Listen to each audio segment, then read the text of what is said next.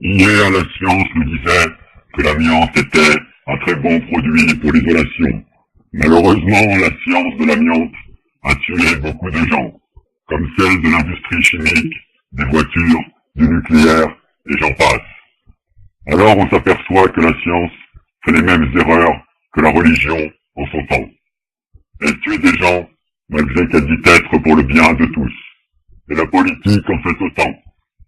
Et nous vivons au milieu de tous ces dogmes que chaque doctrine veut nous faire avaler. Alors, comment se sortir de ces endoctrinements religieux, scientifiques ou philosophiques? Et la politique est une philosophie qui peut emmener à des génocides. Hitler et d'autres en sont les parfaits exemples. Eh bien, c'est simple. Pour sortir de tous ces endoctrinements, il faut lire et comprendre ce que l'on lit en prenant du recul par rapport à toutes les connaissances de tous. Car si on n'étudie pas tout, on fait de la discrimination par rapport aux informations des autres. On devient sectaire et raciste en refusant que l'autre puisse détenir des vérités. Et dans nos sociétés, le petit est toujours pris pour un fou, car lui, il n'a pas de diplôme prestigieux. Pourtant, un enfant pourra vous dire des vérités que les adultes refusent à cause de leur endoctrinement. Dans ces web chroniques spéciales prophéties, on va parler un peu de tout, car tout est lié d'une manière ou d'une autre.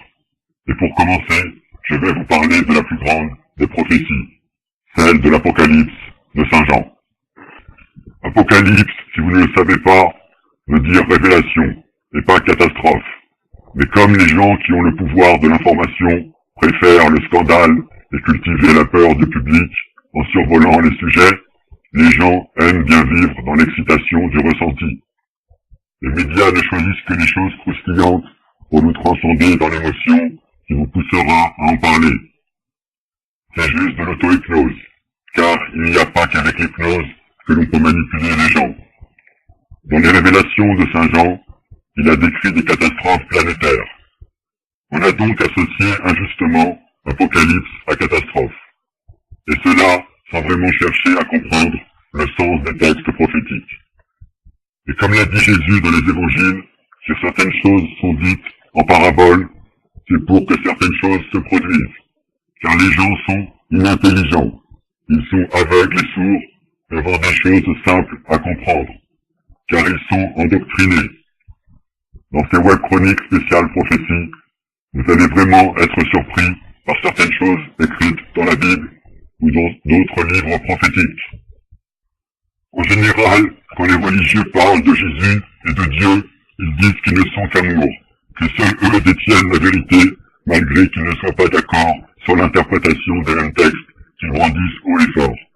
Car les juifs, les catholiques, les protestants, les orthodoxes et les évangélistes, je l'oublie volontairement, la liste est trop longue, n'ont pas les mêmes dogmes, car ils choisissent ce qu'ils veulent suivant les écrits. Certains ne prennent que l'Ancien ou le Nouveau Testament. Mais si vous lisez les textes, vous allez vous apercevoir que Jésus et Dieu ne sont pas qu'amour. Ils peuvent être absolus et sans pitié. Et malgré que ce soit écrit noir sur blanc, les endoctrinés refusent toutes ces vérités. Alors, êtes-vous endoctrinés ou savez-vous comprendre ce que vous lisez?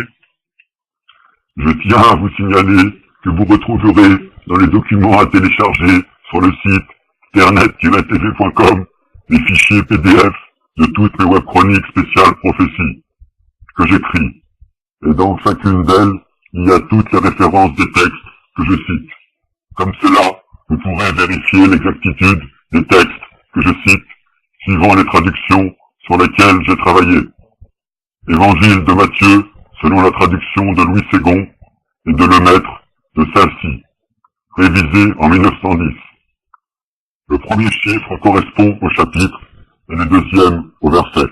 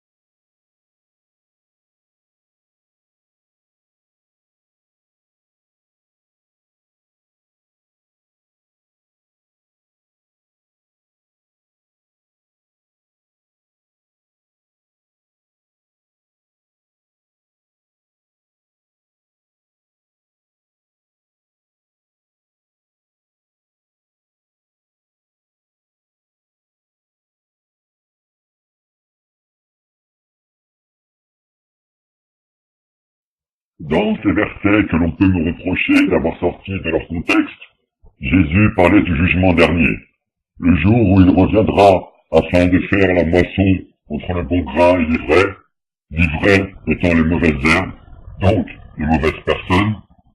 Et si on analyse ce qu'il dit, il ne va pas être gentil avec les religieux qui commettent l'iniquité et qui se croient dans le droit chemin. Dans les différentes chroniques spéciales prophéties, je vous ferai découvrir ou vous rappellerai certains versets qui sont très explicites sur ce que pense Jésus ou Dieu. Et pour ceux qui connaissent les rapports de Guillaume sur le Webbot, je vais vous rappeler une chose qu'il y a décrit dans le rapport Webbot 909-4 du 29 novembre 2008. Il y a écrit 23 décembre 2008, France 666.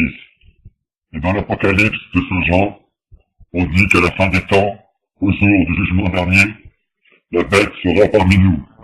Alors pourquoi le Webbot dit-il une information qui se recroise avec la prophétie de l'Apocalypse?